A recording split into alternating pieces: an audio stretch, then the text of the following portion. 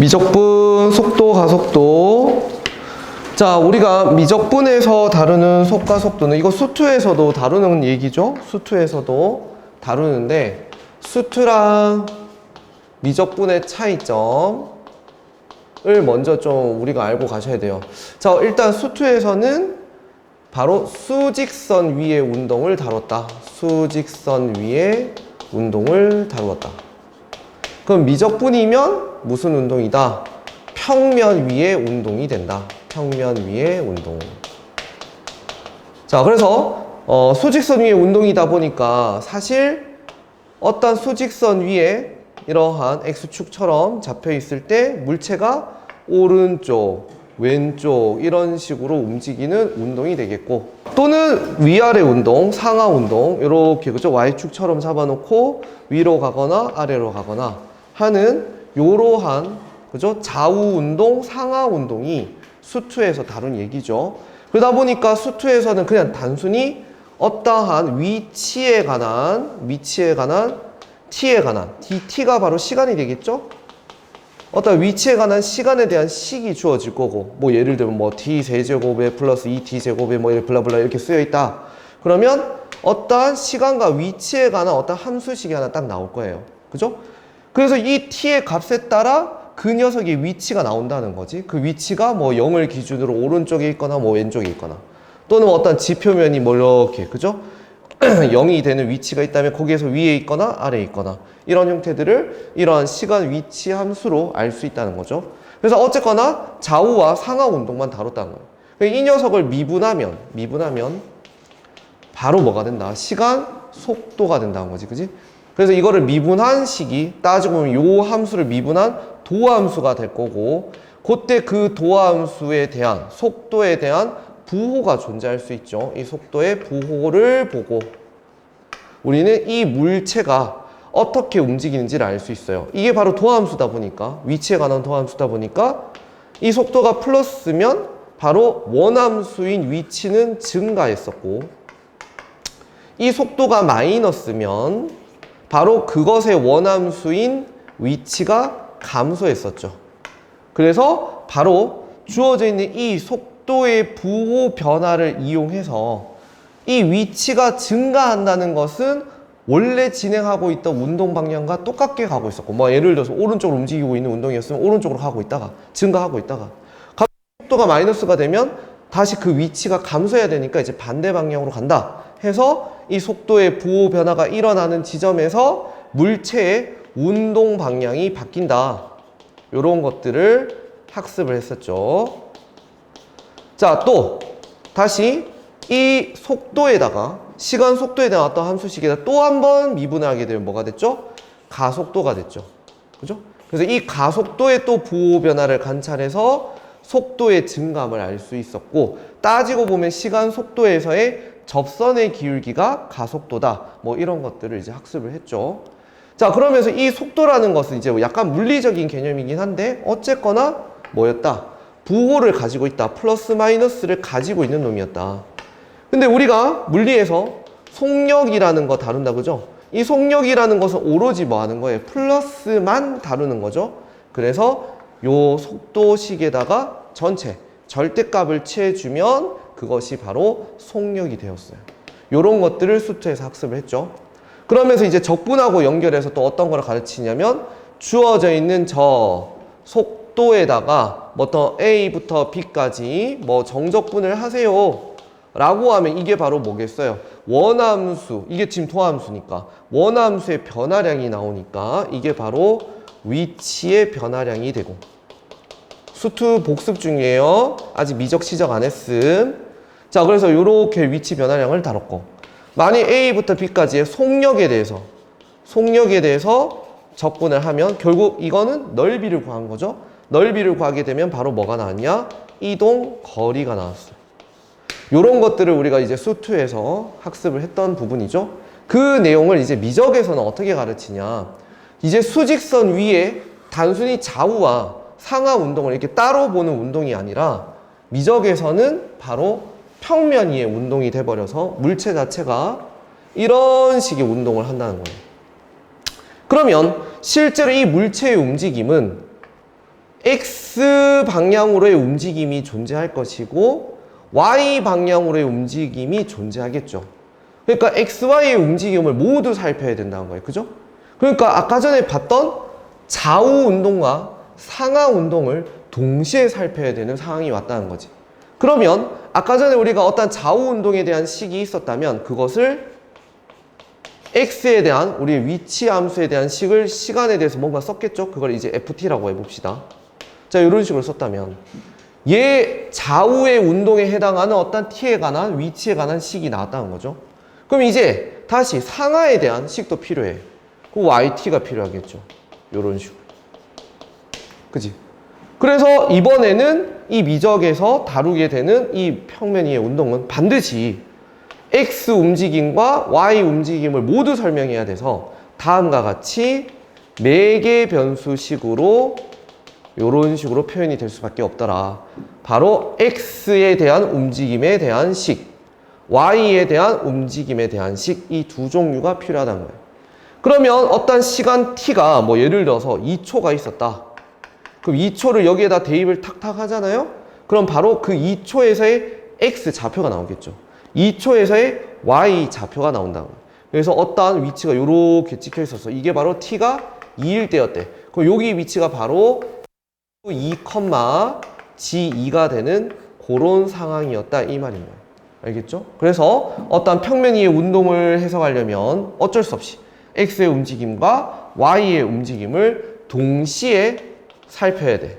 그러기 위해서 어쩔 수 없어 각각에 대한 시간에 대한 매개 변수로 함수를 이렇게 써야 된다. 그러면 이제 이 녀석 움직임에서 그죠? 이 물체의 운동 방향 어떻게 움직이고 있는지 이 녀석이 이쪽 방향으로 가고 있는지 또는 이쪽 방향으로 가고 있는지 이런 방향이 이제 필요하겠죠. 물체의 운동이니까. 그럼 이 방향을 설명하기 위해서 뭐가 필요하겠어요? 당연히 접선의 기울기를 알면 되겠다. 그치? 바로 이 시간에서의 요런 방향으로 증가하고 있네요. 또는 이 시간에 요런 방향으로 감소하고 있네요. 요런 걸 해석하고 싶다고. 그러면 결국 주어져 있는 이 물체의 평면 위의 운동은 매개 변수로 표현되어 있는 식이다 보니까 바로 자치를 구하는 형태가 아니죠. 어떤 함수가 주어져 있는 형태가 아니라는 거예요. 이 두 녀석을 통해서 x, y에 대한 어떤 자치에 관한 함수를 구하는 것이 아니라 바로 매개 변수 미분을 통해서 여러분들이 미분법 파트에서 배웠죠? 매개 변수 미분법을 통해서 바로 요 녀석을 미분한 dt분의 dx f 미분 t가 되겠죠. dt분의 dy 요거를 g 미분 t라고 할 거야. 그래서 요 미분했는 dt분의 dx, dt분의 dy로 이 녀석의 어떤 운동을 설명을 해야 돼요. 그냥 우리가 단순히 접선의 기울기를 구한다라고 하면 매개 변수 미분에서 배웠죠? 바로 요 녀석으로 요 녀석 나눠주면 dt분의 dx, dt분의 dy로 나눠주면 바로 접선의 기울기인 dx분의 dy가 나왔었지. 근데 우리는 지금 이러한 접선의 기울기를 구하고자 하는 게 아니에요. 이 접선 방정식을 구하고자 하는 게 아니야.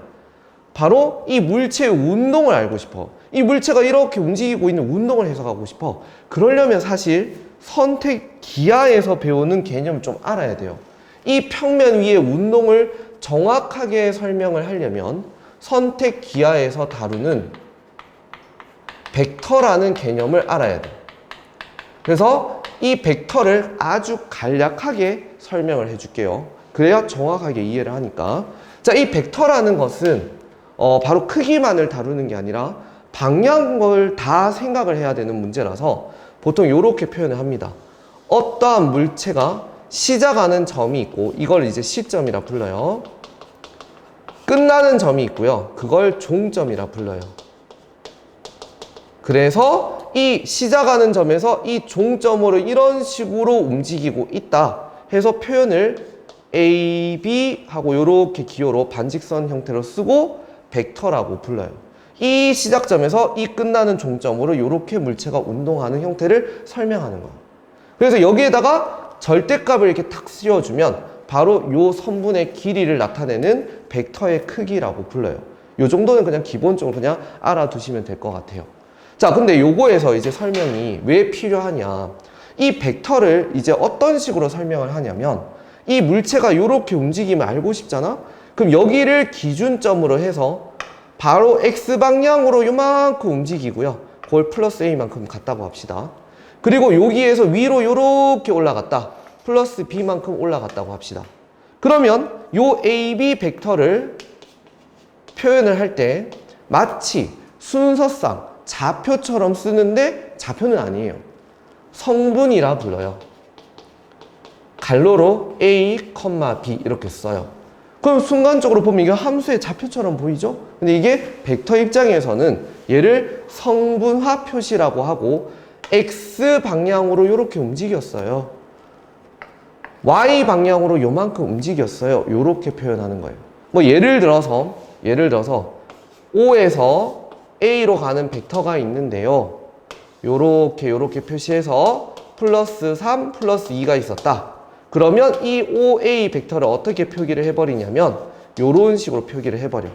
그럼 여기에서 요 3과 2라는 게 뭐냐면 바로 시점 O를 기준으로 오른쪽 방향으로 3개 갔고, 그죠? 위로 2개 갔구나. 이만큼 갔구나. 그래서 얘가 요렇게 향하고 있는 그러한 벡터구나 라고 해석을 해요. 그래서 이것을 벡터의 성분화 표시라 합니다. 그러면 왜 이 얘기를 했냐? 지금 우리가 다루는 이 미적분에서의 이러한 매개 변수로 표현되어 있는 위치식까지는 이해를 하겠는데 그 시간에서의 이 물체의 운동을 이제 해석을 하고 싶다는 거죠. 이 물체가 분명히 운동을 할 거니까 어떤 방향을 가질 거고 어떤 식으로 움직인다는 걸 설명을 해야 되겠죠? 그러면 바로 요 순간에 이 물체의 아주 운동을 해석하려면 벡터로 설명하는 게 맞다 이거죠. 바로 요 물체에서 어떤 점에서 바로 근방에 있는 점을 이렇게 확대해서 끌고 오세요. 끌고 오시면 두 점이 요걸 확대해서 보면 요런 식으로 가고 있는 게 보여요. 그죠? 아주 가까운 근방에서는 거의 선처럼 보이겠죠? 요때 요 녀석에서 출발해서 요 녀석으로 올 건데 어떤 식으로 움직일 거냐? 바로 요쪽으로 얼마만큼? 요거만큼. 그죠? 시간이 아주 살짝 흐르잖아요? 그래서 요렇게 움직일 거예요. 그죠?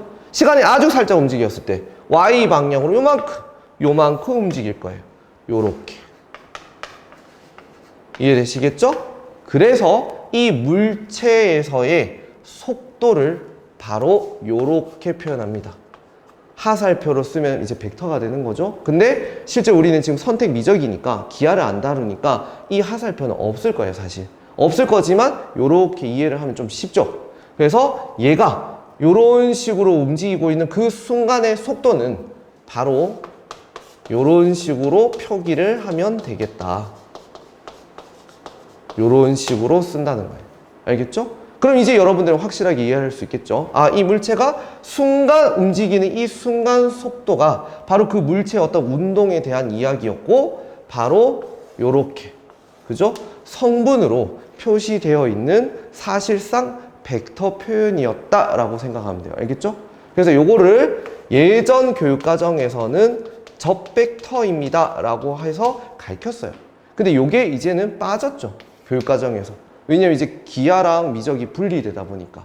예전 시절에는 이제 기하랑 미적을 동시에 같이 배웠잖아. 모든 이과 학생들이. 그래서 설명이 가능했던 부분이지만 지금은 이 설명을 할 수가 없어서 쌤이 간략하게 기하에 대해서 벡터에 대해서 설명을 해드렸고 정확하게 평면 이의 운동을 해석하라는 뜻에서 요 얘기를 해준 거예요. 아시겠죠? 그래서 앞으로 이제 우리는 미적에서 속도라고 하면 요런 식으로 표현을 해줄 거라고. 알겠죠? 그게 바로 요 얘기였어요. 이해되겠지? 자, 그 다음 이제 가속도는 뭐겠어요? 가속도는 당연히 주어져 있는 이 속도에서 각각 또 미분을 하면 되겠다. 그지? 그래서 식으로 써주면 한 번 더 t에 대해서 미분했다 해서 요렇게 써주시면 되겠죠. 요런 식으로. 그래서 요거에 대해서 한 번 더 미분했다. 그래서 더블 프라임 요런 식으로 써주면 되겠다. 그죠? 그럼 요게 바로 가속도를 나타내는 벡터였다는 거죠. 그래서 어쨌거나 얘네들은 지금 전부 다 어떠한 방향을 가지고 있는 그러한 표시 방법이에요. 이렇게 순서상을 쓰면. 그럼 이제 와서 나는 이 녀석의 크기만을 다루고 싶은 거야. 난 이렇게 물체 운동하고 있는 이 방향, 성분으로 굳이 보기 싫어. 쌤은 이거 그냥 길이만 알고 싶어요. 이 녀석의 크기만 알고 싶어요. 그러면 어떻게 하면 되겠어요? 주어져 있는 요 녀석들의, 요 길이들의 제곱에 피타고라스를 이용하면 요 길이가 나오겠죠. 그래서 요거 제곱하시고, 요거 제곱하시고, 루트를 취해주면 요게 바로 뭐다? 속력이라는 거예요. 실제 예전 교육과정으로 표현했다면 요렇게 표현을 하게 된다. 알겠죠? 따지고 보면 이게 벡터의 크기였다는 뜻이고, 우리는 이것을 물리적인 용어로 따지면 얘가 속도고요, 얘는 속력이라고 할 수 있겠죠. 이해되겠죠? 자, 그 다음 얘는 가속도였어요. 그럼 가속도 크기도 구할 수 있겠네. 가속도 크기는 그럼 어떻게 하면 돼? 요 녀석의 제곱하시고, 그죠? 또 요 녀석의 제곱하시고, 루트 취해주면 돼요. 알겠죠? 그래서 요거를 우리는 가속력이라고 부른다. 얘는 가속도고요. 알겠죠? 그래서 여기에 이렇게 도가 붙으면 전부 다 어떤 방향을 가지고 있기 때문에 성분으로 이렇게 표현을 한다라고 생각하시면 되고, 력이라고 하면 그냥 그 녀석의 크기만을 다루겠다. 방향 따위는 생각할 필요 없어. 그냥 크기만 보겠어? 그래서 요 길이만 따지면 돼. 해서 요렇게 피타고라스처럼 요렇게 쓰시면 돼요. 알겠지? 자, 그래서 여기 관련돼 있는 요 개념적인 부분들은 여러분들이 한번 읽어보시면 충분히 이해할 수 있고, 요 표현법들을 이해시키기 위해서 여러분들이 선택은 하지 않았지만 기하 부분을 조금 얘기를 해서 벡터로 설명을 정확하게 해드렸어요. 알겠죠? 그렇게 이해하시면 될 것 같다. 자, 그럼 여기까지 얘기를 하고 문제로 한번 넘어가서 문제를 한번 풀어봅시다.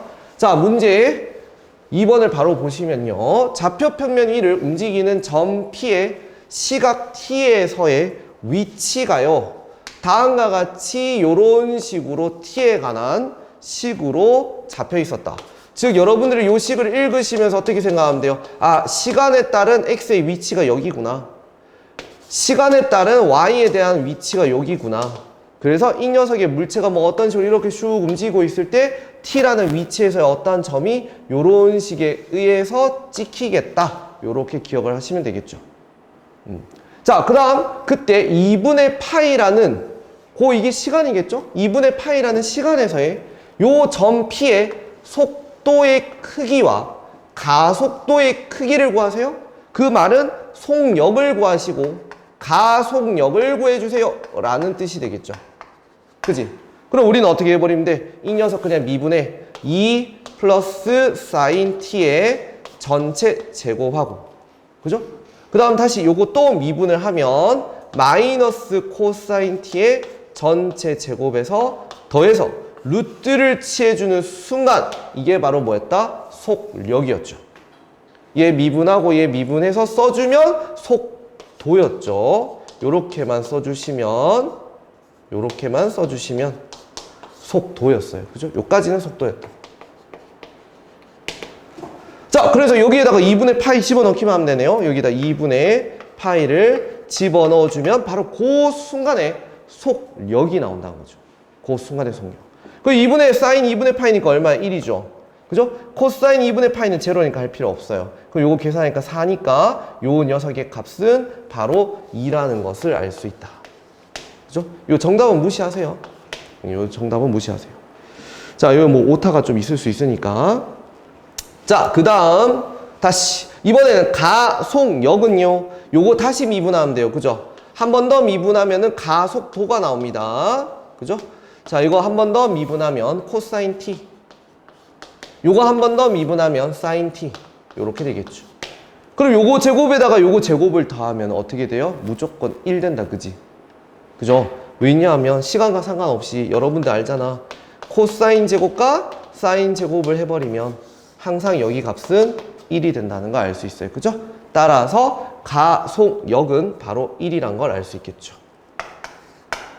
그래서 요 값은 2였고요. 요 값은 1이었고 이런 식으로 풀면 된다. 알겠죠? 그래서 계산만 하는 문제가 이제 나올 건데 그래도 어느 정도의 이해는 좀 하고 문제를 접근을 하자는 거예요. 알겠죠? 이걸 이해를 해야 뒤에 있는 적분이 편리해져요. 알겠죠? 자, 넘어갑니다. 이번에는 3번을 봅시다. 그리고 실제로 방금 전에 풀었던 그 2번 문제가 사실 되게 유명한 운동이거든? 그 운동을 이따가 뒤에 가서 자세하게 한번 설명해 줄 거예요. 알겠죠? 자, 3번을 보시면 좌표평면 위를 움직이는 점P 시각 T에서의 위치에 대한 함수식이 다음과 같이 이렇게 주어졌다. 그죠? 이런 식으로 주어졌다.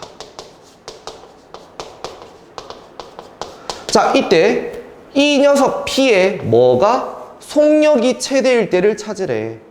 그러면 일단 속도부터 구해봅시다. 주어져 있는 녀석 미분을 해주시면 얘 미분하면 4 사인의 4t 그죠? 얘 미분하면 코사인 4t 이렇게 되겠죠. 지금 요까지는 속도였어요. 그죠? 요까지는 속도였다. 그럼 이제 속력이니까 이거 제곱하고 이거 제곱해서 두 개를 더해야 되겠다. 그죠? 16에 사인 제곱의 4t 플러스 코사인 제곱의 4t 하고 루트를 취해주시면 되겠죠. 주어져 있는 이 녀석의 뭐가 속력이 뭐가 될 때 최대가 될 때를 찾재. 그러면 사실 요 녀석 자체는 얘가 뭐예요?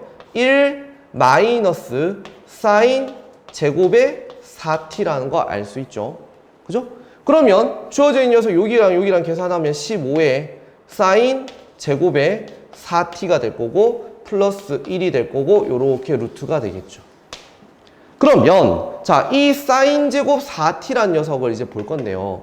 지금 당연히 시간은 당연히 0 이상이겠죠. 음수는 안 나오겠죠. 0 이상에서 이 사인 제곱 4t라는 값은 항상 어떻게 되겠어요? 0 이상에서 1 이하의 값이 나오겠죠. 원래 그냥 사인 값은 마이너스 1에서 1 사이인데 그지? 제곱이 돼버렸잖아. 그죠? 제곱이 돼버리니까 음수를 끼고 있는 부등식의 제곱하면 항상 최소값은 0이에요. 그죠? 그럼 어쨌거나 최대값은 얘가 1까지밖에 못 가죠. 그러면 당연히 이 녀석이 최대가 되려면 요 녀석이 1이 될 때이겠네요. 그때가 바로 15 더하기 1이라서 16이고 그 속력의 최대값은 4가 되겠죠. 근데 우리는 지금 요 속력의 최대값을 구하라는 문제가 아니라 가속력을 구하래. 그 순간에. 그러면 결국 얘가 1이 될 때의 시간 찾으라는 거지. 그지? 그러면 당연히 언제예요? 요 사인 4t라는 녀석의 형태에서 요 값이 뭐가 될 때? 2분의 파이 될 때라고 생각하시면 되겠죠. 이해되겠지? 그래서 여기가 2분의 파이 될 때 무조건 최대가 나올 거다. 그럼 그때 가속력을 구해보자. 그럼 이걸 다시 뭐 하면 돼요? 또 미분해야 되겠죠. 한 번 더 미분하면 16에 코사인의 4t고요. 얘를 한 번 더 미분하면 마이너스 4에 사인의 4t가 되겠죠. 그럼 요거 제곱하면은 16의 제곱에 코사인 제곱의 4t가 될 거고 요거 제곱하면은 16의 사인 제곱의 4t가 되실 거고 거기에 루트가 이렇게 들어가 있겠죠. 그러면 이제 2분의 파이를 4t에 넣는 거랑 똑같아요. 그죠?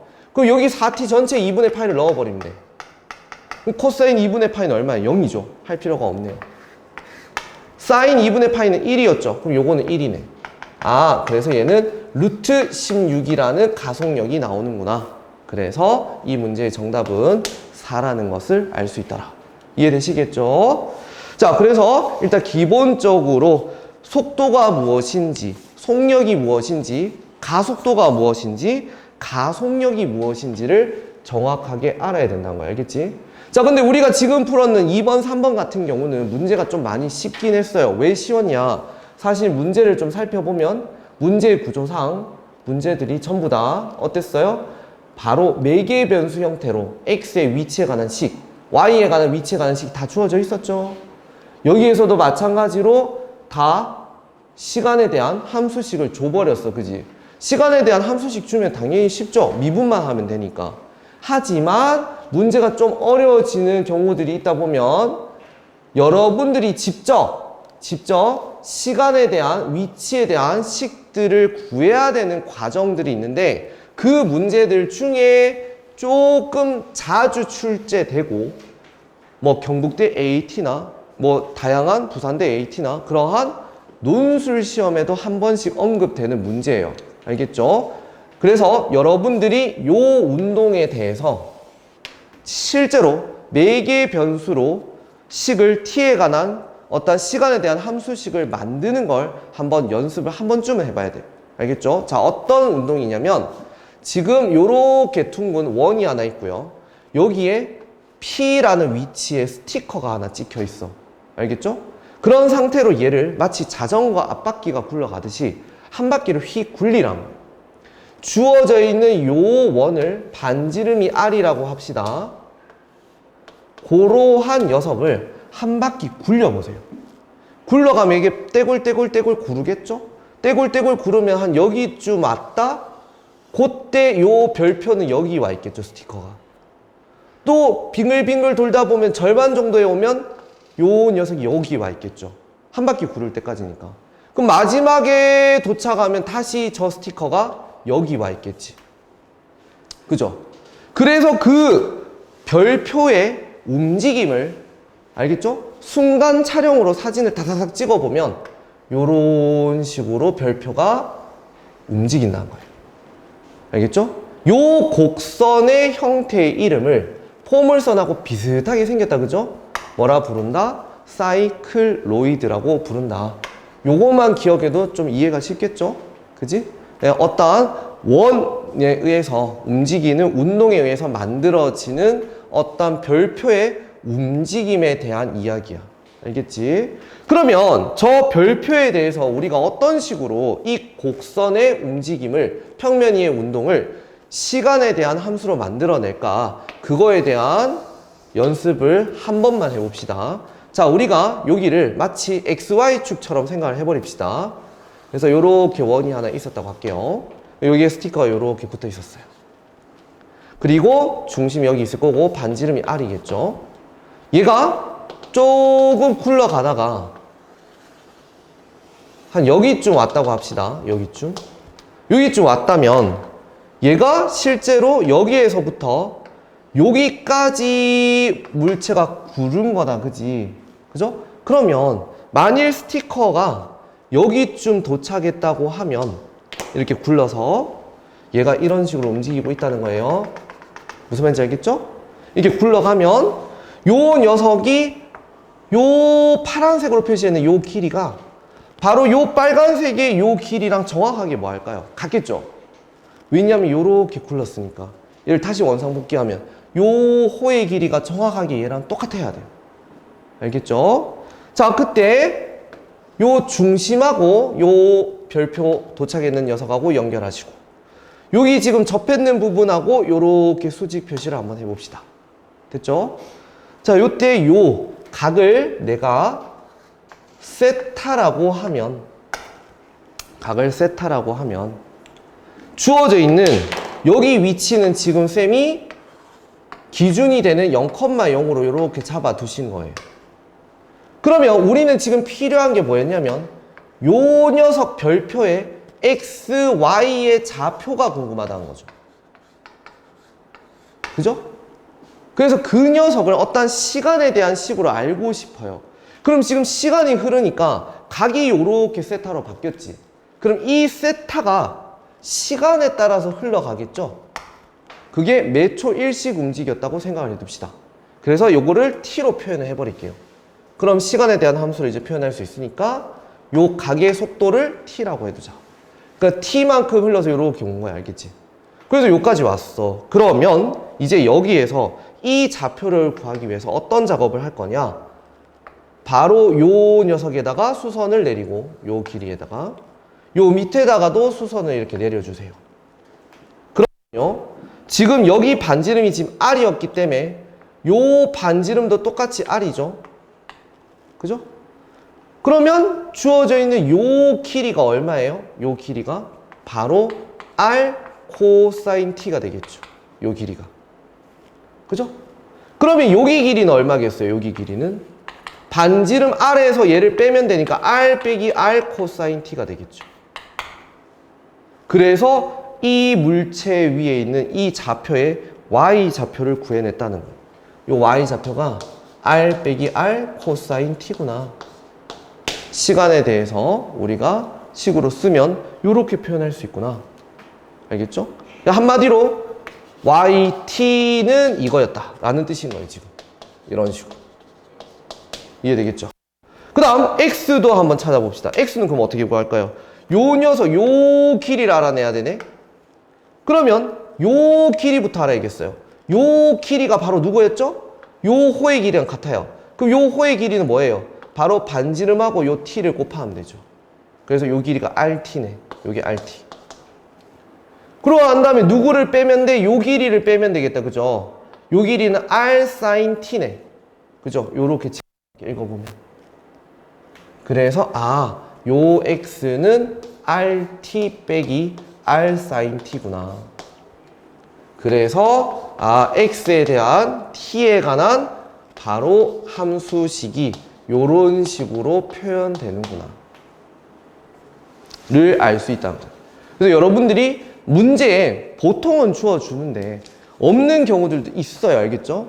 뭐 정석이나 그런 좀 심화되어 있는 문제들을 풀다 보면 없는 경우들이 있기 때문에 여러분들이 요런 것 정도는 좀 알아두셔야 될 것 같다.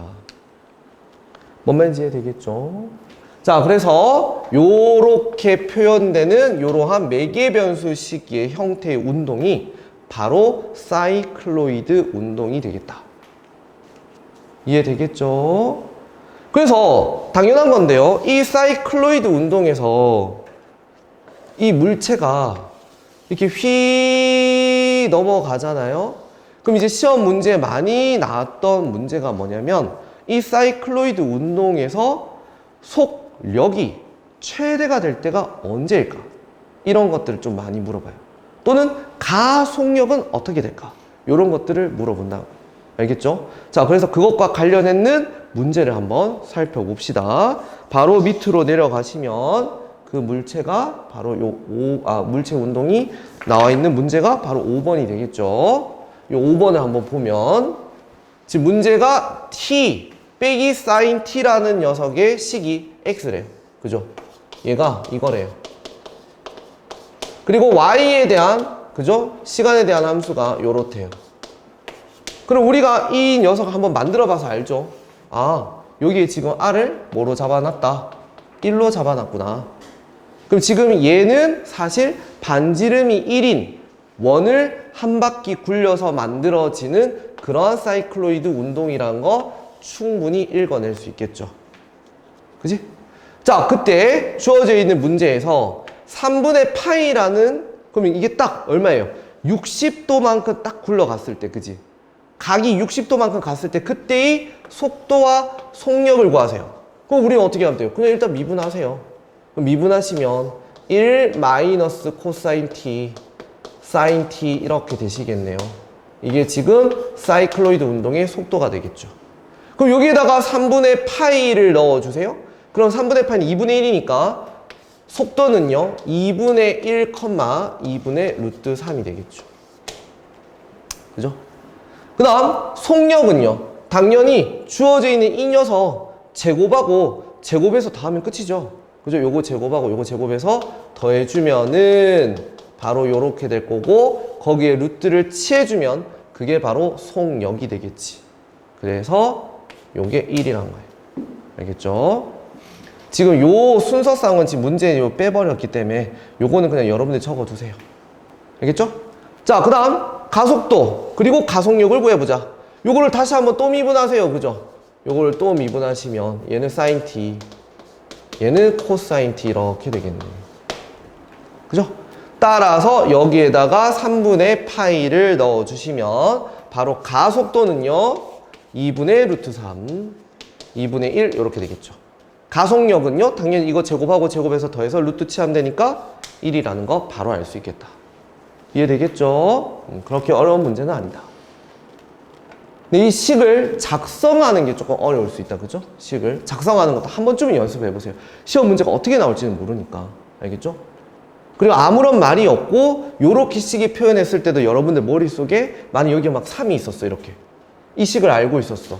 아, 그럼 반지름 3자리에 어떤 원이 굴러가고 있구나 해서 만들어지는 어떤 포물선처럼 생겼는 그런 곡선이구나, 이런 걸 알 수 있겠죠. 그지? 그래서 학습을 해두라. 자, 그 다음 6번 문제 볼게요. 자, 좌표평면 위를 움직이는 점 P의 시각에서, 요 시각에서의 위치가 다음과 같이 이렇게 주어졌답니다. 읽어낼 수 있죠? 지금 아무런 말 없었죠. 아까 전 저 반지름 1이라는 말 없었어. 근데 식이 이렇게 나온 거야. 근데 우리는 바로 알 수 있는, 아, 요거 반지름 1이네. 반지름 1자리가 굴러가고 있구나. 그래서 만들어지는 어떤 곡선이구나를 바로 알 수 있다. 이해되겠죠? 자, 그랬을 때 파이 위치에서의 점 P의 위치는 얼마일까요? 라고 했죠. 사실 이거 우리가 알고 있으면 그냥 그림상 아, 이렇게 그려지는 형태일 거고, 그죠? 반지름 1자리가 굴러갔잖아. 그럼 여기가 출발이 0이면 끝나는 곳은 한 바퀴 다 굴렀으니까 여기가 2파이 되겠지, 그지? 그래서 지금 이 물체의 위치를 묻는다는 게 딱 여기 왔을 때 요때 묻는 거야, 이 말인 거지, 그지?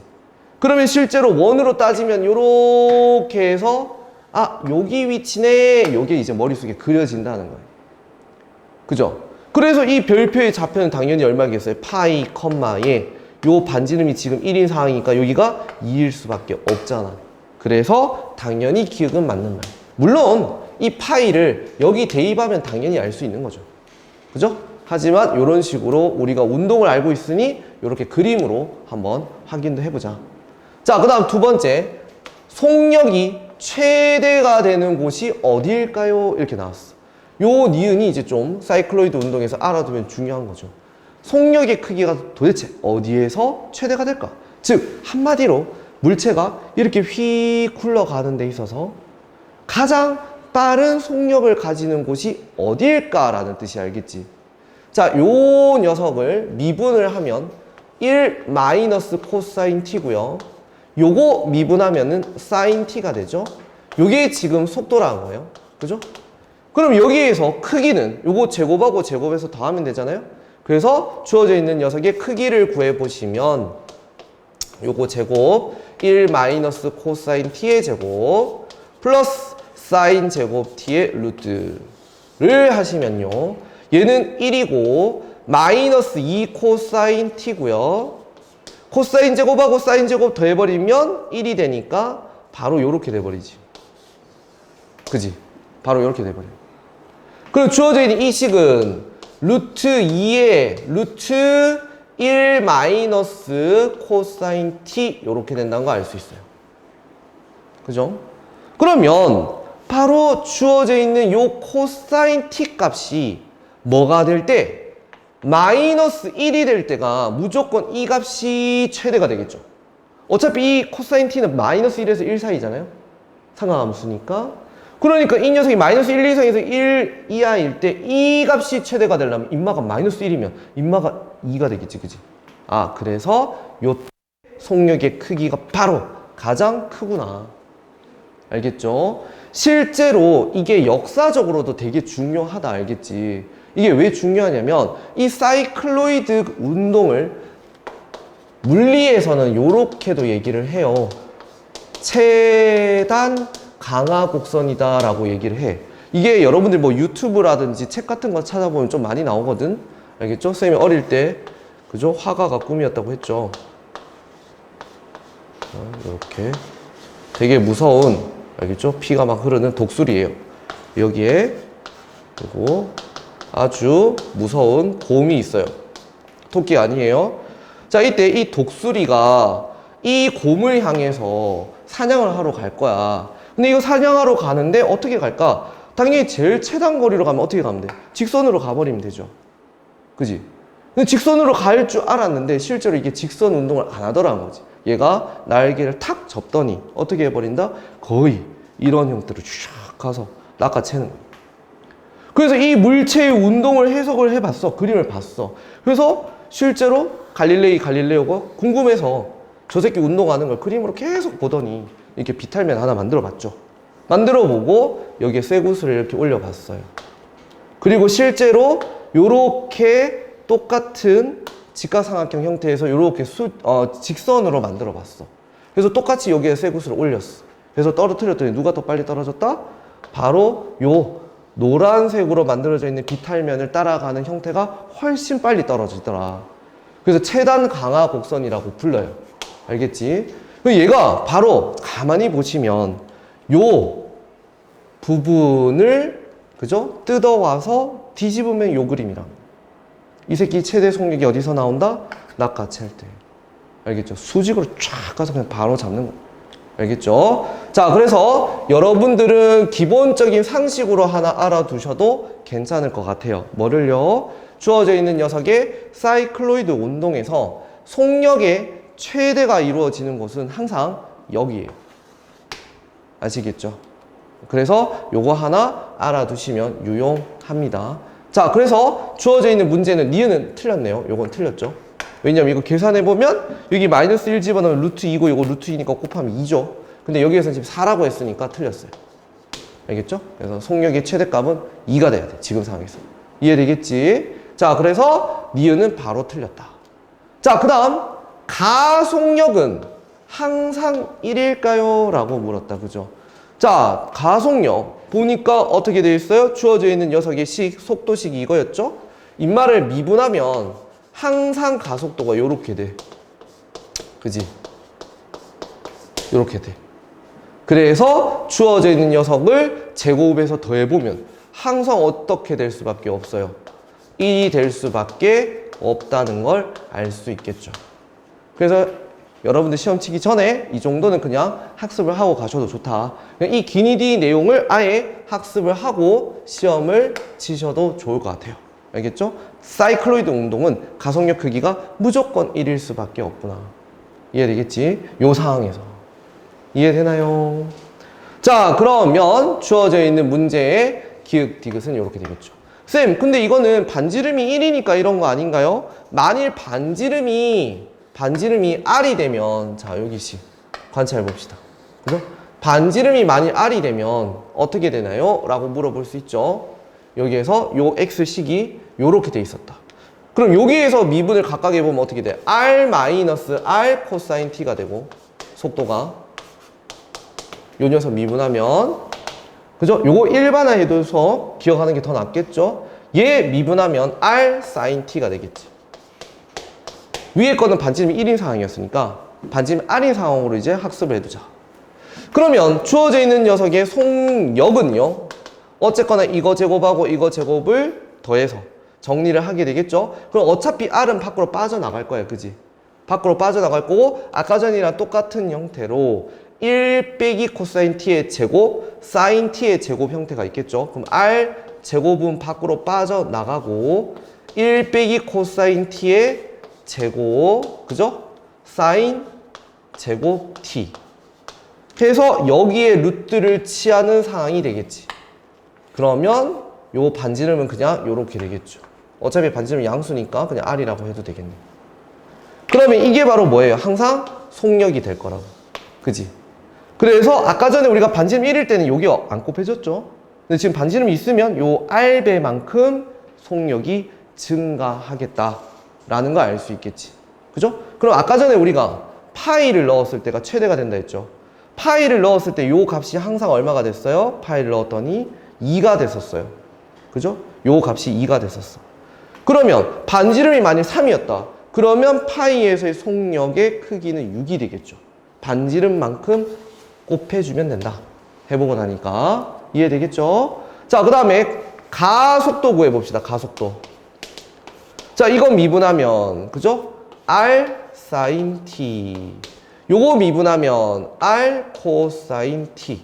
아, 그러면 항상 가속력은요, 요거 제곱이랑 요거 제곱을 더해주니까 그냥 루트 취하면 R이 되겠네.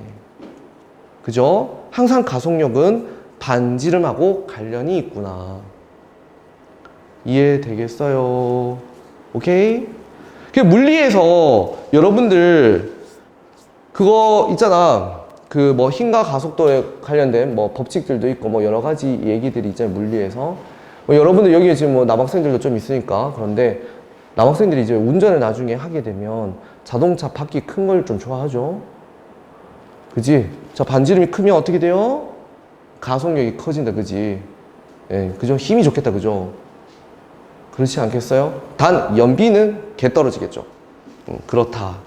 그런 것들을 조금 여기에서 확인도 해볼 수 있다, 그죠?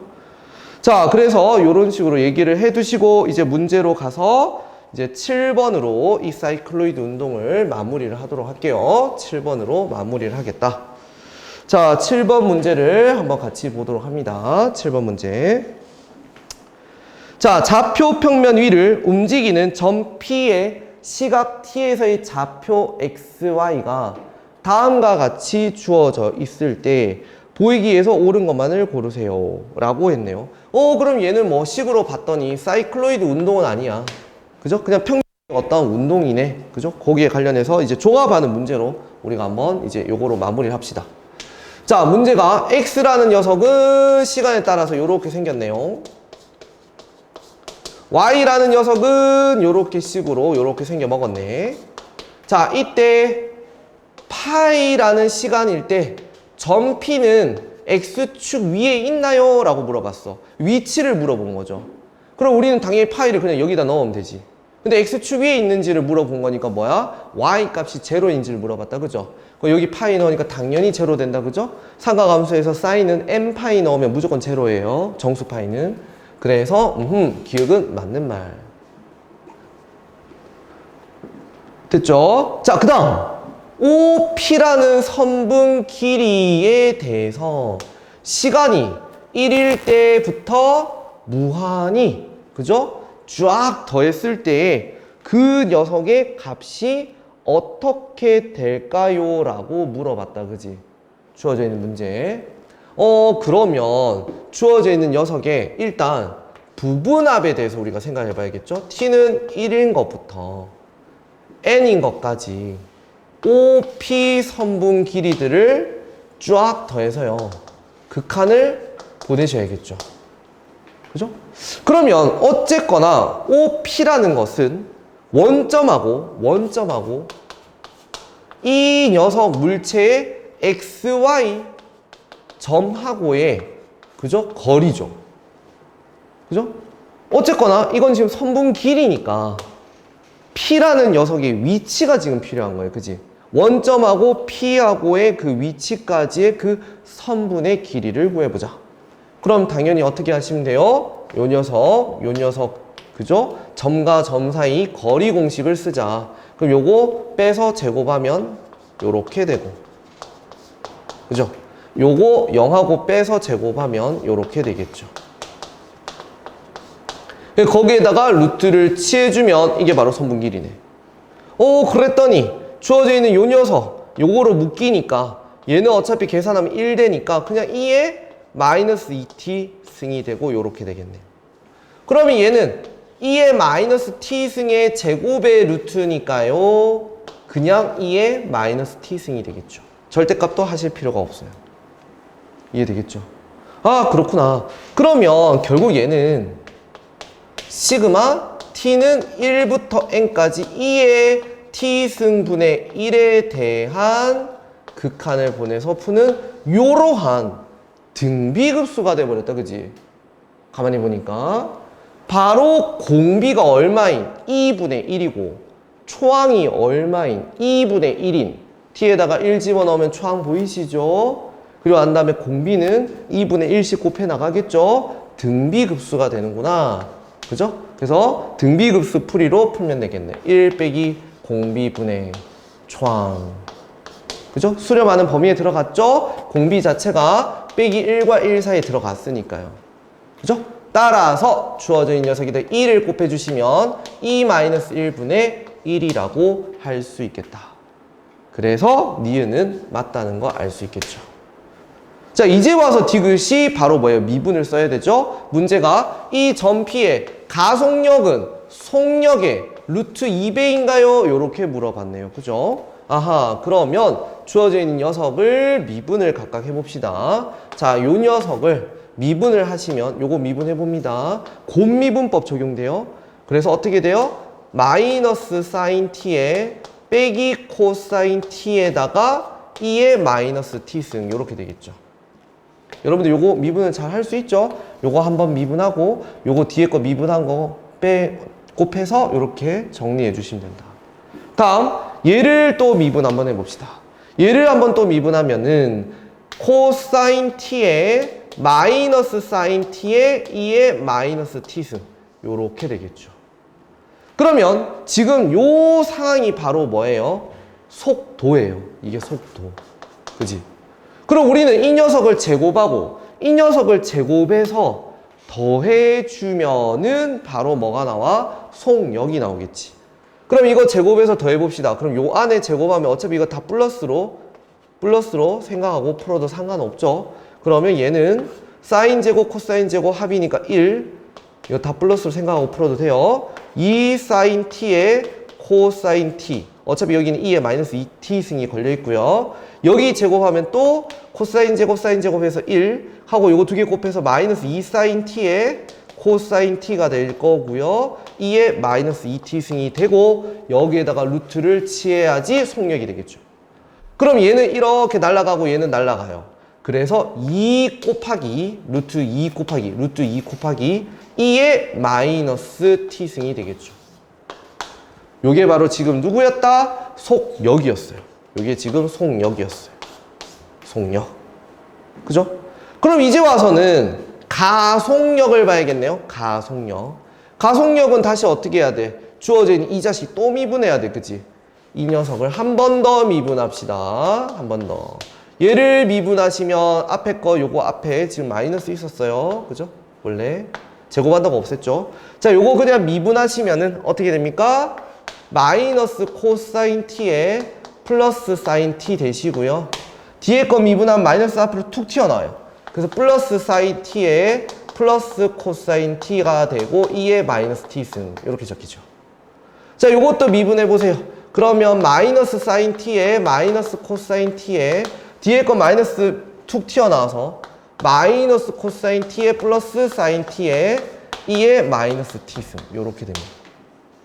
그래서 이거 정리를 하시면요. 요렇게 날아가시고요. 여기 요렇게 날아가세요. 그러면 여기는 2 사인 t에 2의 마이너스 t승이니까 제곱하면은 4 사인 제곱 t에 2의 마이너스 2t승이고요. 요거 더해서 제곱하면요. 어차피 4 코사인 제곱 t에 2의 마이너스 2t승이고 전체 루트 취하면 되겠죠. 이게 가속력이라고. 그러면 얘는 어차피 1이고 요거 4니까 루트하면 2고요. 2의 마이너스 t승이 되겠네. 아, 그러면 여기에서 요 녀석과 관계가 어떻게 되냐? 바로 속력에다가 그지? 루트 2배를 하니까 아, 딱 가속력이 나오는구나. 그래서 디귿 또한 맞다는 것을 알 수 있겠다. 이해되겠죠? 자, 그래서 결국 평면 위의 운동은 이런 형태로 항상 매개 변수 형태로 쓰인다는 거야. 알겠지? 근데 우리가 매개 변수 미분해서 다뤘던 것처럼 그냥 미분해서 두 녀석을 나눠서 dx분의 dy를 구하는 과정은 아니야. 알겠죠? 그냥 각각 따로 이제 해석을 하는데 그 해석할 때 어쨌거나 평면 위의 운동이 사실 이 모든 이론의 베이스라는 거야. 그러다 보니까 사실 벡터 개념이 약간은 필요해요. 왜 속도를 저렇게 순서쌍으로 써야 돼요? 왜 가속도를 저렇게 순서쌍으로 써요? 저게 뭐예요? 좌표예요? 아니에요. 벡터를 표현하는 성분화 표시법이에요. 그래서 사실 그 x, y의 순서쌍으로 써여 있는 그 얘기가 x 방향으로 이렇게 움직이고요. y 방향으로 이렇게 움직이는 거에 대한 설명이었다. 알겠죠? 자, 그리고 사이클로이드 곡선의 운동에 대해서 얘기를 해봤어요. 자, 사이클로이드 곡선 운동이 왜 또 중요하냐? 사실 생긴 꼬라지는 포물선하고 거의 비슷하게 생겼어. 그지? 근데 이 새끼가 함수를 내가 모르네. 그러니까 함수라는 게 뭐야? x 뭐 넣어서 y가 뭐가 나오나? y는 fx에 대한 식을 많이 안다면 사실 우리는 그 물체에 대해서 어떠한 접선의 기울기라든지 좌표라든지 이런 것들을 바로 함수적으로 해결을 할 수 있잖아요. 근데 얘가 이렇게 굴러가는 운동이다 보니까 뭔가 x와 y의 움직임으로 해석을 해야 될 것 같다. 그래서 그것을 시간에 대한 함수로 표현하는 방법을 한번 공부를 했고, 그 식의 구조를 여러분들이 알고 있다면 문제에서 사이클로이드 운동이라는 언급은 없더라도 여러분들은 식을 보고 알아낼 수 있다는 거죠. 아, 이 새끼가 굴러가고 있는 운동이구나. 그래서 그 굴러가는 운동을 통해서 반지름을 뭔가 변화시키면서 속도라든지, 그죠? 가속도라든지 어떠한 변화가 있는지를 알 수 있다 이거죠. 이해되겠지? 자, 여기까지 얘기를 하고 이제는 적분으로 넘어가도록 하겠습니다. 적분은 조금 간략하게 얘기할 거예요. 깊이 있게 많이는 다루지는 않을 거고 살짝 얘기를 할게요. 아직 여러분들이 적분이 다 끝난 친구들이 아니라서, 그죠? 정적분하고 뭐 활용까지 다 끝난 반들도 있지만 안 끝난 반들도 있거든요. 그래서 아직은 적분 기본적인 내용들만 알고 있다고 생각하고 그걸 토대로 이해할 수 있는 정도로 설명을 할게요. 자, 그래서 어쨌거나 평면위의 운동에 의하면 결국 어떤 물체가 이런 식으로 움직이겠죠. 그러면 이 물체가 움직이는 어떤 출발하는 시간이 있을 거예요. t1이라는 시간이 있다 합시다. 얘가 뭐예요? 출발하는 시간이에요.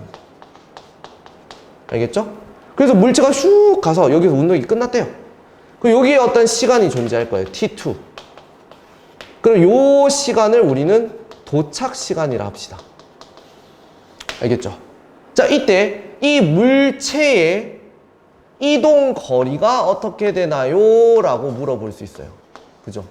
근데 여기에서 이제 물리를 학습한 친구들은 이런 문제를 물어볼 수도 있어요. 쌤, 왜 수투에서는 이동 거리 말고 위치의 변화량이란 것도 구했었잖아요 라고 하잖아. 그 위치의 변화량을 사실 물리에서는 변이라고 부르지. 그죠? 물리 여기 선택하시는 분들은 그렇게 이해를 하고 있을 텐데, 변이라는 것을 이제 다뤘었는데, 그러면 미적에서는 변이를 안 배우나요? 변이를 안 다뤄요. 변이가 그냥 위치 변화량밖에 안 다루니까 사실 이거 연결했는 이 선분의 요 녀석의 길이가 변이가 돼버리거든. 그래서 이거를 할 필요가 없다는 거야. 우리가 지금 알고 싶은 건 이 곡선이 움직이는 이 곡선의 길이 자체가 궁금하다는 거죠. 그래서 이 녀석의 이동거리만 다루게 된다 이거지. 알겠죠? 그러면 이동거리라는 것은 여러분들이 알고 있겠지만 수투에서도 이미 배웠어요. 우리가 속도를 정적분하면 위치 변화량인 변이가 나왔고, 속력을 적분하면, 즉 넓이를 구하면 속력을 적분하면 이동거리였죠. 이유는 이동거리라는 건 운동 방향을 없애고 전부 다 플러스로 생각하고 그냥 계산하는 거잖아. 마찬가지야. 미적분에서도 이 곡선의 길이는 따지고 보면 이 물체의 이동거리잖아요. 그럼 이 이동거리를 어떻게 구할 거냐? 바로 시작하는 출발 시각에서 끝나는 도착 시간까지 누구를 다 적분하면 돼요? 속력을. 그죠? 속력을 뭐 해주시면, 적분해 주시면, 이게 바로, 그죠? 이게 바로 뭐다? 이동거리겠다. 이해할 수 있을까? 그죠? 그래서 주어져 있는 녀석의 이동거리는 다음과 같이 이런 식으로 속력의 적분을 통해서 풀어주면 된다는 거예요. 출발하는 시각에서 끝나는 시각으로. 근데 이거랑 똑같은 말이 하나 있어요. 똑같은 말인데 계산 방법이 좀 달라. 근데 결과는 똑같아. 사실 두 녀석은 같은 개념이긴 해. 자, 이동거리라는 말로 썼고 하나는 곡선의 길이라는 말로 또 표현이 되어 있어요. 이건 뭐냐? 지금 우리가 이동거리라고 하면 사실 주어져 있는 이 곡선의 움직임이 분명히 어떻게 주어져 있었을까요? 문제에 x에 대한 시간에 대한 식이 주어져 있었을 거고요. y에 대해서 다음과 같이 시간에 대한 함수식으로 이렇게 표현이 돼 있었을 거예요. 즉 4개의 변수 형태로 표현이 돼 있었을 거야. 그러면 4개의 변수로 표현되어 있을 때 이때 이 물체가 여기서부터 출발해서 여기까지 끝날 때까지 움직였는 이 총 거리를 알고 싶다. 그럼 저 적분식을 쓰면 돼요. 알겠죠? 근데 똑같은 그림인데 이번에는 4개 변수식이 주어진 게 아니라 진짜 요 노란색으로 이루어져 있는 함수가 나와버렸네? 이럴 수도 있잖아요. 그럼 이렇게 함수일 때는 이 곡선의 길이는 어떻게 구해요? 라고 할 수 있겠죠. 그지? 바로 여기에서 찾아주면 돼요. 어떻게? 이렇게 생각하면 제일 쉬워요. 사실 요 dt라는 녀석과 얘가 지금 곱해져 있는 상황이잖아. 여기에 dt 제곱이라는 녀석, 그죠? 주어져 있는 녀석이 요렇게 지금 이루어져 있는 요 녀석을, 요 dt를 요 안에 루트 안에 넣어버리세요. 자, 넣어버리시면 인테그랄 dt가 들어가면서, 루트 안에 들어가면서 제곱이 곱해지겠지? 그러면 식이 요렇게 돼. dx 제곱 더하기 dy 제곱 이렇게 되겠죠. 그죠? 근데 이렇게만 돼 있으면 이게 뭔 말이야? 사실 어떤 적분이란 건 진행하는 방향에 항상 수직 요소들이 더해져야 되잖아. 그래서 반드시 옆에 적분 변수가 곱해져 있어야 되죠? 그래서 다시 dx 제곱으로 빼내세요. 요렇게요.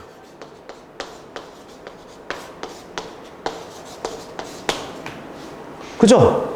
이러면 내가 요구하는 어떤 적분식이 나왔네. 그죠? 근데 지금 분명히 이 적분 변수 t에서 무슨 적분 변수로 바뀌었어요? x라는 변수로 바뀌어버렸죠. 그럼 치환 적분하고 똑같은 개념이에요. 알겠죠? 바로 t1이라는 건 뭐였더라? 출발하는 시간이었었겠죠?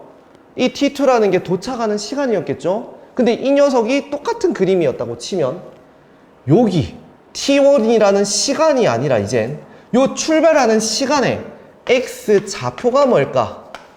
출발하는 x 좌표가 필요하다는 거죠. 이젠 여기가 도착하는 시간이 필요한 게 아니라 끝나는 x 좌표가 필요하다는 거예요. 그 요 시간에 맞는, 그죠? 요 시간에 맞는 출발하는 x 좌표, 요 시간에 맞는, 그죠? 끝나는 x 좌표, 요거만 알면 이걸 적분하면 된다고. 그럼 이거는 도대체 어떻게 계산하는 거지? 인테그랄 a부터 b까지, 여기는 x 좌표들이에요. 루트에 1 플러스 주어져 있는 함수에 도함수에 제곱하고 적분하면 되네, 이 말이지. 이해되시겠죠? 아, 주어져 있는 함수가 다음과 같이 이렇게 y는 fx 함수로 주어져 있어? 오, 그러면 매개 변수로 표현된 게 아니잖아. 그럼 평면이 운동이란 게 아니네. 그냥 어떤 함수 곡선이네. 근데 여기 출발하는 이 지점에서 여기 끝나는 이 지점까지 이 x 좌표 사이에 요 곡선의 길이를 구하래. 그죠? 그럼 이렇게 계산하면 된다고. 여기에서 다 만들어진 거다. 똑같은 놈이다. 알겠죠? 그래서 이동거리라는 것과 곡선의 길이라는 건 계산하는 방식은 달라요. 그죠? 그리고 그 녀석이 나타내고 있는, 똑같은 그림이지만 나타내고 있는 그 곡선을 표현하는 방법이 달라요. 만일 평면이 운동이었다면 매개 변수 형태로 저렇게 주어졌을 거고, 만일 얘가 어떤 곡선이었다면 다음과 같이 분명히 어떤 함수에 대한 자취를 알려줬을 거라고. 그래서 뭐가 주어진지를 보고 내가 얘로 풀어야 되는지 얘로 풀어야 되는지를 확인하시면 돼요. 알겠죠? 주어져 있는 문제가 매개 변수로 주어져 있네. 아, 그럼 이건 평면 위의 운동을 해석하고 이동 거리를 구해야지. 그럼 속력 구해야겠다. 그러면 적분 구간의 출발 시각, 끝나는 시각을 찾자. 요게 포인트. 만일 주어져 있는 문제가 함수 y는 fx가 나와 있어요. 그러면 어떤 x는 1부터 x는 5까지 뭐 곡선 길이를 구하래. 아, 그럼 인테그랄 1부터 5까지 하고, 아, 주어져 있는 저 fx의 도함수를 이용해서 요렇게 적분해야겠다. 방식은 다르지만 뭐는 같다, 결과는 동일해요. 만일 똑같은 그림이라면. 이해되겠지? 그래서 요 두 가지를 이해를 하시면 가장 뭐 여러분들이 뭐 어렵지 않게 풀 수 있을 거다. 자, 그래서 문제, 기본 문제로 준비를 해봤습니다. 쌤이 아직 적분이 여러분들이 많이 다뤄진 건 아니니까 웬만하면 좀 쉬운 문제들 위주로 많이 골라왔어요. 알겠죠? 실제로 여기 이동거리 파트랑 곡선 길이에 관련된 기출이 평가원에서 예전에 고3들이 쳤던, 조금 시간 됐어요. 한 4, 5년 전인 것 같은데, 그때 6월 평가원에서 한번 문제가 나왔어요. 조금 어렵게. 알겠죠? 조금 어렵게. 그때 아마 쌤 기억상 조금 어려운 문제였던 거로 알고 있고, 그때 조금 힘들게 학생들이 풀었던 그런 문제가 있는데 그거는 사실 그럴 수밖에 없었던 게 그 당시 이과 학생은 기하하고 미적을 다 배웠거든. 지금 여러분들이 지금 이 학습하고 있는 이 내용이 예전에는 선택 기하에 있었거든. 이게 지금 미적분으로 넘어온 거예요. 그러다 보니까 약간 반쪽짜리 설명이 되는 거야. 그러니까 여러분들이 이 부분을 조금 낯설게 이해하고 뭔가 개념적으로 와닿지가 않는데 이런 느낌이 많을 수 있어. 그 이유는 벡터 개념이 없기 때문에 어쩔 수가 없다. 그래서 쌤이 선택 기하 부분이지만 오늘 수업에서 얘기를 해준 거야. 조금 이해를 돕기 위해서. 알았죠? 자, 계속 이어서 갑니다. 자, 10번 문제로 바로 봅시다. 좌표편 매미를 움직이는 점 P, XY의 시각 T에서의 위치가 이렇게 나와 있대요. 이번에는 시간 위치에 관한 식이네요. 시간 위치에 관한 식. 그러고 난 뒤에 지금 문제가 시간 0초부터 3초까지 뭐 하래요? 이동 거리 구하래요. 그러면 속력을 이용해서 얘 미분합시다. 12t 얘 미분합시다. 3t 제곱이요. 그죠? 얘를 제곱합시다. 12제곱에 t제곱 9t 4제곱에다가 루트 취하시고요. 그리고 안 다음에 인테그랄 0부터 3까지 dt를 해주시면 바로 내가 지금 여기 구했는 게 지금 누구예요? 속력이었죠. 속력. 그래서 이것이 바로 이동 거리였다. 이제부터는 이제 적분 계산을 해야 되죠. 자, 여기에서 좀 빼낼 거 빼낼게요. 자, t제곱 밖으로 나갈 수 있죠. t로 나갈 수 있고요. 그 다음에 여기는 12제곱 있고 여기는 3제곱이니까 3의 제곱도 밖으로 빼버릴게요. 알겠죠? 3의 제곱도 밖으로 빼면 여기 3t 이렇게 나갈 거고 루트에. 자, 여기는 그러면 얼마가 돼요? 여기에서 지금 3제곱이 나갔으니까 여기 9제곱이 남아있겠지, 그지? 81 이렇게 남아있을 거고 주어져 있는 녀석은 t에 제곱이 밖으로 나갔으니까 이렇게 제곱돼 있겠죠. 이런 식으로. 이해되겠지? 지금 주어진 식에서 9를 밖으로 뺐어요. 그 다음 t제곱도 밖으로 뺐어요. 알겠지? 그러면 여기가 지금 12 곱하기 12니까 3 뺐다는 거야. 9를 뺐으니까. 그럼 여기 4 나머지 16이네. 쏘리. 16. 그리고 16. 자, 그래서 요런 식의 형태의 식이 나오겠네요. 그럼 이제 여러분들 요거는 좀 간파해야 되죠. 이거 치환적분으로 풀리지. 치환적분의 정적분이에요. 가만히 보시면 루트 안에 있는 요 함수의 미분 구조가 얘죠. 알겠지? 그죠? 여기에 미분 구조가 얘랑 관련이 있죠. 상수, 개수 정도는 보정을 할 수 있어요. 여기 2라고 하시고 2분의 3 이렇게 밖으로 빼버리면 되니까. 이해됐죠? 그러면 우리는 이것을 치환합시다. 16 더하기 t제곱을 내가 x라는 변수로 치환을 한다면 주어져 있는 녀석 2분의 3 곱하기 인테그랄에 치환적분은 요 구간도 바꿔주셔야 돼요. t에다가 0 집어넣으면 16 t에다가 3 집어넣으면 25 요렇게. 그리고 난 다음에 양변 미분하면 2t dt는요 dx. 그럼 2t dt는요 dx. 그럼 루트 x의 dx. 그러면 얘는 2분의 3 곱하기 x의 2분의 1승이니까요 3분의 2 곱해지시고요 x의 2분의 3승 하시고요 여기에다가 16하고 25 넣어서 계산하시면 되겠죠. 그럼 요거는 1이고요. 자, 25를 넣어주면은 5의 3승이니까 125요. 16을 넣어주면 4의 3승이니까 빼기 64 해서 계산을 완료해 주시면 정답이 61이라는 정답이 나오겠죠. 자, 근데 요 문제를 쌤이 넣어둔 이유가 있어요. 넣어둔 이유가 뭐냐면 실제로 여러분들 이제 보통 이 이동거리 문제도 그렇고 자, 이동거리식 t1분의 t2의 루트의 dt분의 dx 제곱 dt분의 dy 제곱이라는 속력에 대한 그죠? 요거나 또 만일 곡선 길이 문제라고 해도 뭐 출발하는 x좌표 끝나는 x좌표가 주어졌을 때 식을 써보면 요런 식이 나오거든요. 이 두 녀석 다 알고 보면 전부 다 무리함수의 적분이죠. 그래서 실제로 평가원이나 수능의 기출문항들을 살펴보면 웬만하면 요 안의 식이 완전 제곱식 형태가 다 나와요. 그래서 학생들이 그냥 당연하다고 생각하고 그냥 그렇게 푸는데 내신은 모를 수 있죠. 아닐 수도 있다. 이런 형태가 나올 수도 있어요. 알겠죠? 보통 이제 수능 문제 같은 경우는 이제 고3 되면 사실 여기 파트 풀다 보면 루트 안에가 완전 제곱이 아니야? 그러면 왠지 그거 계산하는 문제가 아닌 것 같은데 하고 다시 이렇게 접근을 하거든요. 그거는 이제 사실 약간 수능적인 그러한 이제 생각의 아이디어고, 기본적으로 내신에서는 진짜 적분 계산을 물어보실 수도 있어요. 알겠죠? 자, 그 다음 이제 넘어가셔서 11번 문제를 보면 얘랑 이제 구분해서 11번은 여러분들이 푸시면 될 것 같고 12번으로 갈게요. 12번 이 우리가 이제 구분해야 되는 문제죠. 바로 뭐냐, 문제가 실수 전체 집합에서 이계도 함수를 가지고 미분 가능한 어떤 그러한 놈이고, 얘가 F0은 0이고요. F0이 0이고요. F1이 루트 3이에요. 자, 이 안에 뭔가 휘리리 그림이 그려질 텐데, 그러한 모든 함수 fx에 대해서 자, 뭐라고 언급을 했죠? 함수란 말을 언급을 했네요. 그치? 그럼 이제 매개의 변수 표현은 아니네요. 그럼 우리는 뭐로 풀 거야? 이동거리로 풀 거야? 곡선 길이로 풀 거야?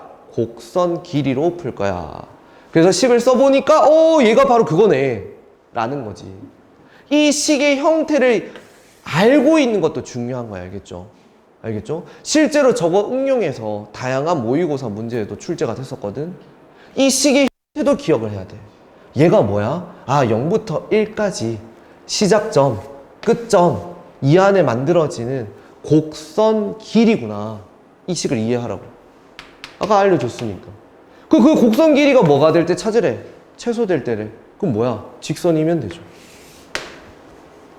그죠? 곡선 길이가 최소가 되려면 뭐가 되면 돼? 직선 되면 되죠. 그래서 요 길이가 얼마예요? 당연히 2죠. 요거 1이고 루트 3이니까. 그죠? 그래서 바로 풀 수 있었다. 이해되시겠지? 자, 그 다음 이제 마지막으로 오늘 정리를 좀 했을 때 사이클로이드 운동에 대해서 우리가 아까 학습을 했었잖아. 그지? 요 사이클로이드 운동에서 요 곡선의 길이를 묻는 문제를 하나쯤 알아두세요. 알겠죠? 여러분들 중에 나중에 고등학교 3학년이 돼서 혹시나 이제 뭐 수시나 정시가 다 안 돼서 논술을 준비해야 되는 형태가 됐다. 그런 친구들 중에 이제 요 주제가 조금 많이 나와. 알겠지? 사이클로이드 운동 곡선에서 알겠죠? 뭐 어떤 곡선의 요 길이를 구하세요. 또는 요 아래 면적을 구하세요. 뭐 지금 현재 교육과정에서는 빠졌지만 요 X축을 회전축으로 해서 돌렸을 때 만들어지는 회전체의 부피가 어떻게 될 거냐 하는 것들이 사실 주어져 있는 저 사이클로이드를 구성하는 원의 반지름하고 관련이 있다는 거. 사실 이거 알고 있으면 그냥 1초 컷이다 이거지. 알겠죠? 자, 일단 우리는 오늘 곡선 길이를 공부하고 있으니까 곡선 길이를 해봅시다. 자, 어쨌거나 사이클로이드 운동은 뭐였어요? 이동 거리예요? 곡선 길이예요? 이동 거리다, 그치? 그거 구분은 어떻게 한다? 매개 변수로 표현되어 있으면 이동 거리, 함수라 주어져 있으면 곡선 길이.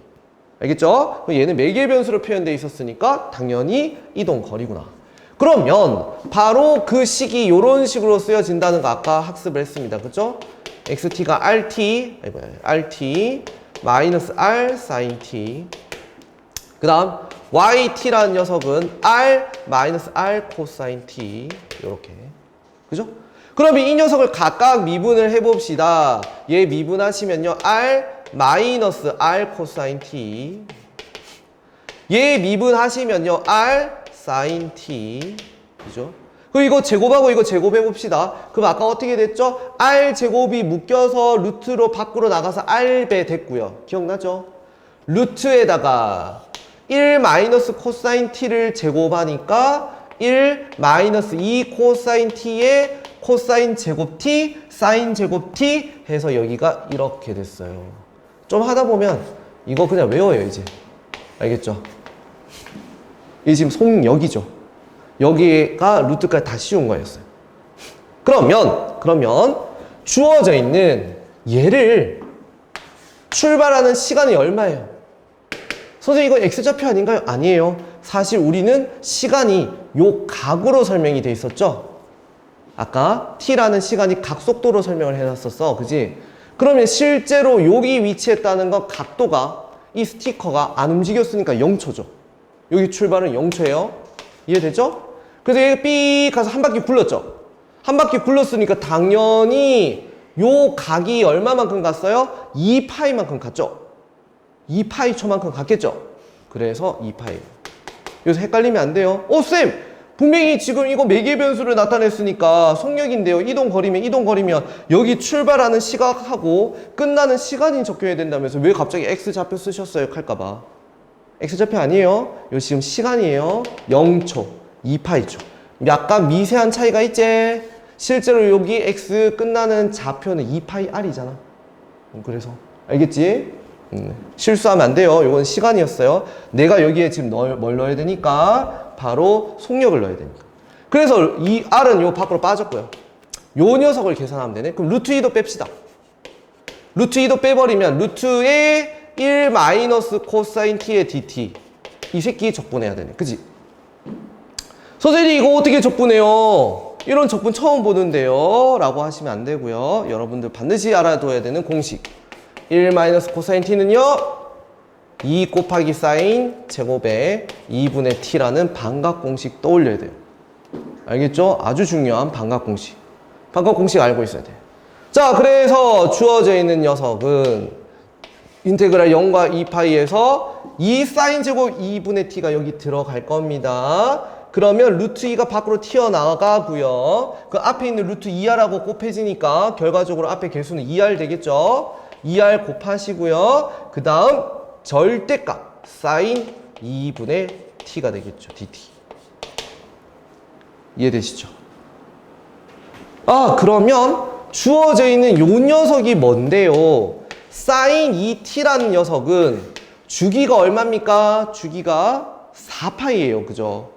그러니까 2파이까지만 했으니 실제로 사인 2분의 t는 요렇게 가서 여기 부분까지네. 2파이. 이해되셨죠? 그럼 당연히 얘가 요런 대칭 구조니까 그죠? 어차피 이거 절대값 할 필요도 없네. 0에서 2파이 사이에서는 다 양수네. 이거 그냥 계산하시면 되겠네. 그죠? 뭐 0에서부터 파이까지만 계산하셔도 되고 그냥 뭐 0에서 2파이까지 계산하셔도 되고 요까지 계산하고 2배 해도 되고. 이해됐죠? 그럼 이제 그냥 요거 계산합시다. 자, 요거 계산하면 마이너스 2 코사인의 2분의 t가 되겠죠. 이거 미분하면 이거 나오죠. 이해되시죠? 그럼 저기에다가 2파이 0 집어넣읍시다. 자, 2파이를 집어넣으면 코사인 파이고 코사인 파이는 마이너스 1이니까 2가 되고요. 0을 집어넣으면 코사인 제로는 1 되니까 마이너스 2인데 밑에 거 넣었으니까 마이너스 붙여야 돼서 플러스 2죠.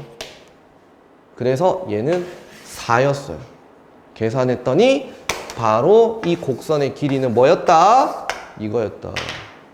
그럼 만일 이 문제가 단답형이거나 객관식 나왔다. 그죠? 사이클로이드 운동이 딱 나오고 곡선 길이 구하는데 반지름 3이래. 답 얼마? 24 하고 쓰고 가면 돼요. 뭔 말인지 이해되겠지? 만일 단답형이거나 객관식일 때. 서술형이면 당연히 이 식을 다 써야겠지만. 알았죠? 그래서 어떠한 적분 문제하고 요렇게 오늘 배웠는 주제들을 마무리를 해볼게요. 됐죠? 그 뒤로 넘기시면 여러분들이 풀 수 있는 문제의 주제가 나오고 이것도 되게 유명한 현수선의 방정식이라는 거예요. 요것도 관련된 주제로 문제들이 많이 나오고 어차피 이 현수선의 방정식을 넣어둔 이유는 내가 딱 구분하라는 뜻에서 넣은 거야. 사이클로이드는 뭐예요? 매개 변수로 주어져 있었죠? 그러니까 당연히 뭐였어? 이동 거리였어. 근데 현수선의 방정식은 지금 봐봐. 지수 함수로 표현돼 있죠? 함수로. 그럼 뭐예요? 곡선 길이로 풀면 된다고요.